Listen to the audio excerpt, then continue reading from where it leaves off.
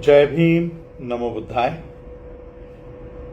पिछले हफ्ते विधानसभा में, महाराष्ट्र की विधानसभा में, अन्य राज्यों के लोगों को शायद ये पता नहीं होगा, इसलिए महाराष्ट्र की विधानसभा में देवेंद्र फडणवीस, जो महाराष्ट्र के चीफ मिनिस्टर है, उन्होंने सदन में ये बात कही कि अनुसूचित जाति के जो आरक्षण है, जिनके पास अनुसूचित जाति का प्रमाण पत्र है, ऐसे लोगों को या तो हिंदू, सिख या बौद्ध धर्म का किसी भी तीनों धर्म में से एक रिलीजन का उनको पालन करना होगा, तभी जाके उनको अनुसूचित जाति का आरक्षण मिल पाएगा।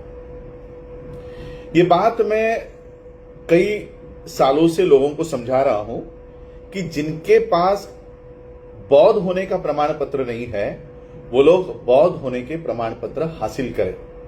हर 6 दिसंबर को मुंबई के शिवाजी पार्क में हम लोग बौद्ध होने के जो प्रमाण पत्र है लोगों को देते हैं। अब ये जो नया कानून या नया ये जो ऑर्डिनेंस पास हो रहा है, डीजीपी यानी डायरेक्टर जनरल ऑफ पुलिस इसकी तहकीकात करेंगे। जितने भी कास्ट सर्टिफिकेट्स लेकर हमारे लोग शासन की नौकरियों में है या कोई स्कॉलरशिप्स ले रहे हैं, इनके कास्ट सर्टिफिकेट का ये पूरा वो वैलिड है कि नहीं, ये देखा जाएगा। और अभी से केवल कोई भी शासन की, केंद्र की हो या राज्य की हो, जो स्कीम्स है, नौकरियां, एजुकेशन, अब ये केवल कास्ट सर्टिफिकेट के आधार पर नहीं मिलेगी। सबसे पहले तो ये बात समझ लो, अनुसूचित जाति के लोग किसी एक धर्म विशेष के लोग नहीं हैं। अनुसूचित जाति, शेड्यूल ऑफ कास्टेस, ये एक समुदाय है।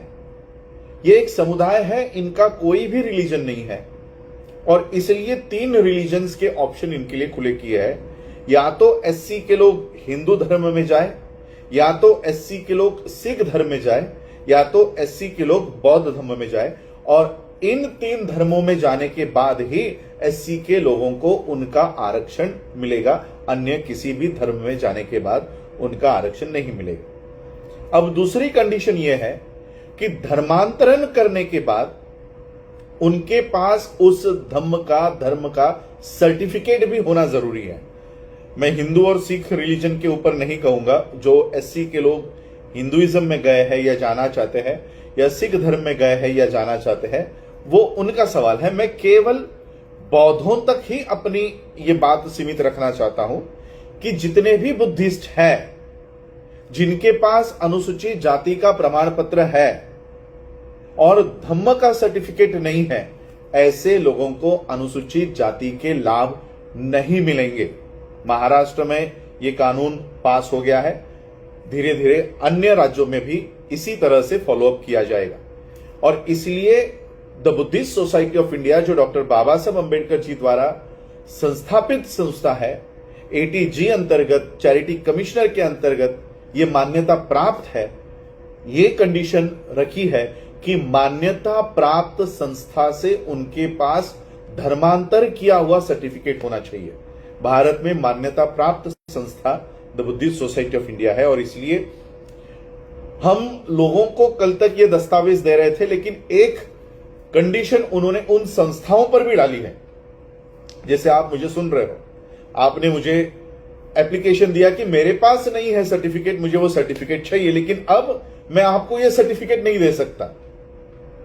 इसलिए नहीं दे सकता क्योंकि जब तक आपकी अंडरटेकिंग मेरे पास नहीं आएगी कि मैं किसी भी दबाव के नीचे बौद्ध धर्म का धर्मांतरण नहीं कर रहा हूं, तब तक मैं आपको यह सर्टिफिकेट अब नहीं दे सकता। पहले हम ये दे रहे थे, क्यों? तो हमको रिकॉर्ड हमारा मेंटेन करना था कि जिनके पास बौद्ध धर्म के सर्टिफिकेट नहीं है, ऐसे लोग बौद्ध धर्म के सर्टिफिकेट को अपने फाइल में रखें, ताकि जब भी जनगणना हो या जब भी कोई आपके टीसीस बनाने हो, तब आप ये सर्टिफिकेट दिखाएं। लेकिन अब से हम ये सर्टिफिकेट नहीं दे सकते, क्योंकि जब तक आप लिखित स्वरूप में हमें ये नहीं लिख के देते कि हम ये धर्मांतरण किसी भी दबाव में आकर नहीं कर रहे हैं, तब तक बुद्धिस्ट सोसाइटी ऑफ इंडिया भी आपको ये सर्टिफिकेट नहीं दे सकती।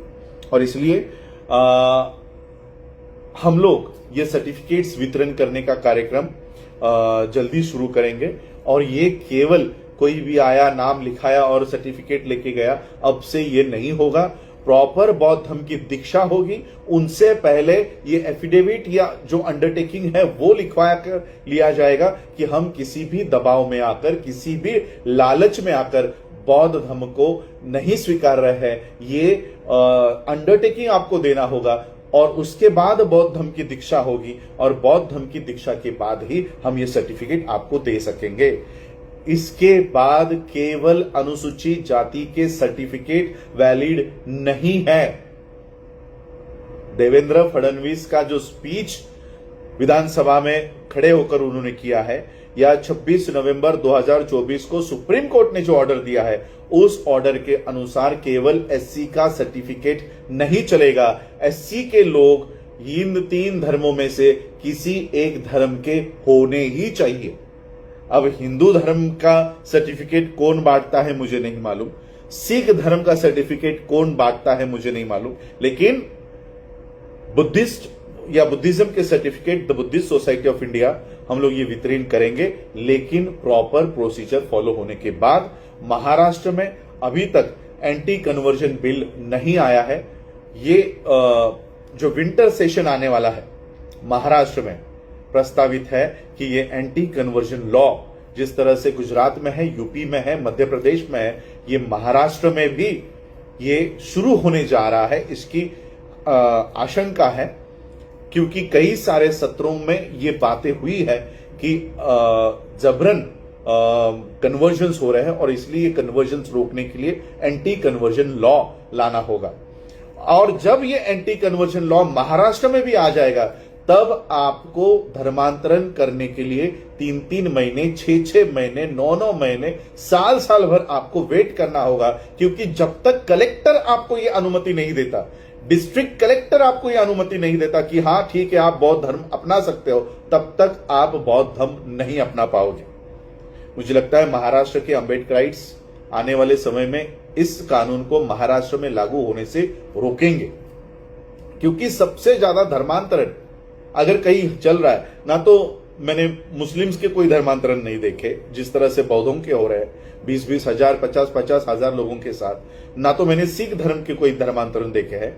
ये केवल बौद्धों को रोकने के लिए, क्योंकि हिंदुइज्म की चातुर्वर्ण व्यवस्था से सबसे ज्यादा प्रताड़ित शेड्यूल कास्ट के लोग होते हैं और इसीलिए ये कानून एससी के लोगों के लिए लाया जा रहा है कि तुम अन्य धर्म में नहीं जाओ। और इसलिए मैं आज आपको ये इंफॉर्मेशन देने के लिए आया था कि इसके आगे केवल एससी का सर्टिफिकेट आपको आरक्षण लेने के लिए, स्कॉलरशिप्स लेने के लिए केवल एससी का सर्टिफिकेट की जरूरत नहीं होगी, उसके साथ रिलीजन का भी सर्टिफिकेट आप लोगों को लगेगा। बौद्ध धर्म का certificate the Buddhist society of India के माध्यम से हम दे रहे हैं और आने वाले समय में छोटे छोटे गांव में हो या जिले लेवल पे हो, 200, 500, क्योंकि उतने डॉक्यूमेंट्स भी हम लोगों को लेने होंगे, उतने certificate at a time generate करने होंगे। और इसलिए जितनी मैन पावर हमारे पास है, उतनी मैन पावर मैं इवन ये भी काम करूंगा कि गांव में, इसलिए मैंने कल ये वीडियो बनाया था कि हमें गांव के प्रतिनिधि चाहिए। क्यों चाहिए? क्योंकि ये प्रतिनिधि घर घर जाकर उनके बौद्ध धर्म की दीक्षा कराकर उनको बुद्धिस्ट सोसाइटी ऑफ इंडिया के सर्टिफिकेट्स इशू करें, ताकि हमारी आने वाली पीढ़ियां जो है ये एससी के रिजर्वेशन का लाभ ले सके। वरना आने वाली जनरेशंस को स्कॉलरशिप से बेदखल करने का काम शुरू हो गया है। नौकरियों का तो बेदखल हो गया है, लेकिन स्कॉलरशिप से भी आपको निकालने का काम कर रहे हैं। और इसलिए हर गांव में हमको कमेटी तैयार करनी है, भले वो 1 व्यक्ति की हो, 3 व्यक्ति की हो, 5 व्यक्ति की हो, ताकि हम उस गांव में ये सर्टिफिकेट्स पहुंचा सके और उस अंतिम बौद्ध के घर तक ये बौद्ध होने का सर्टिफिकेट हम दे सके। डॉक्टर बाबा साहब अंबेडकर जी द्वारा स्थापन की गई संस्था है बॉम्बे पब्लिक ट्रस्ट एक्ट और इंडियन सोसाइटीज रजिस्ट्रेशन एक्ट 1860 के अंडर ये रजिस्टर्ड है। 1950 के एक्ट के अनुसार ये रजिस्टर्ड है और किसी भी कोर्ट में इस सर्टिफिकेट को चैलेंज नहीं किया जा सकता। ये सर्टिफिकेट हर बौद्धों तक हमको पहुंचाना है लिमिटेड ह्यूमन रिसोर्स,